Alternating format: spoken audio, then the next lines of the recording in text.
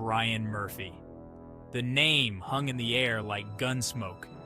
In the neon-lit labyrinth of Melbourne's underworld, it was a whisper, a warning, a legend. This was a cop who played by his own rules, a man who walked the line between justice and vengeance. Some saw him as a shield against the encroaching darkness, a guardian angel with a badge and a gun. Others saw him as a rogue element, a loose cannon who blurred the lines between cop and criminal. Murphy was a product of his time, a hardened detective forged in the crucible of Melbourne's mean streets. He was a man of contradictions, a devout Catholic who could unleash unholy fury on the city's criminals. He was a family man who navigated a world of violence and vice. His methods were often brutal, his tactics unorthodox, but his results were undeniable. He instilled fear in the hearts of gangsters. Sending a clear message: crime in his city came at a price. The Melbourne of the 1960s and 70s was a city teetering on the edge of chaos. The Painters and Dockers Union, a notorious breeding ground for violence and corruption, held the city in a stranglehold. Gangsters like Diamond Jim Fletcher and Louis Moran ruled their respective territories with iron fists. It was a world of illegal gambling dens, protection rackets, and brutal turf wars, a concrete jungle where the law struggled to maintain a foothold. Into this volatile mix stepped Brian Murphy. He was a young detective then, eager to prove himself, but he quickly learned that the rules of engagement in this underworld were different. This was a war fought in the shadows, a conflict where the lines between right and wrong were often blurred. Murphy understood that to beat the gangs, he had to be willing to fight fire with fire. The year was 1971. The place, a dingy flat in the Melbourne suburb of Prahran.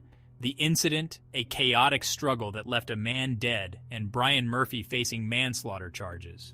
The details of that night remain murky, shrouded in conflicting accounts and whispered allegations. What is known is that Murphy, accompanied by other officers, entered the flat in pursuit of a suspect. A fight ensued, shots were fired, and a man named Ronald Ryan lay dead. The trial that followed was a media sensation, a public spectacle that gripped the nation.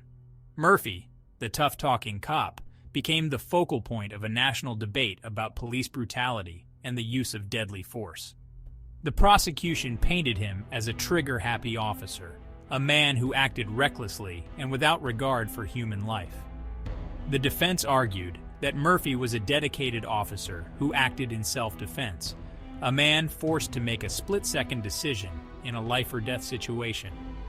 The jury ultimately found Murphy guilty of manslaughter, a verdict that sent shockwaves through the police force and the public alike. Dangerous liaisons: Murphy and the Underworld. Brian Murphy's world was one of blurred lines, a place where the boundaries between cop and criminal often seemed to vanish. He cultivated relationships with informants deep within Melbourne's underworld, forging alliances with some of the city's most notorious figures. One such figure was Ray Chuck Bennett, a cunning and ruthless gangster who ruled the city's gambling rackets with an iron fist. Their relationship was a complex dance of mutual benefit and wary distrust. Murphy relied on Bennett for information, for insights into the workings of the criminal underworld. Bennett, in turn, used his connection to Murphy to gain a degree of protection, to stay one step ahead of rival gangs and the law. It was a dangerous game, one that could easily backfire on either man. Allegations of corruption swirled around Murphy. Some whispered that he turned a blind eye to Bennett's criminal activities, that he was on the gangster's payroll. Others claimed that he used his position to settle scores, to target rivals of his underworld associates. The truth, as always, remained elusive, hidden beneath layers of rumor and speculation. Murphy's relationship with Bennett was a microcosm of his entire career, a testament to his willingness to operate in the murky waters of the criminal world.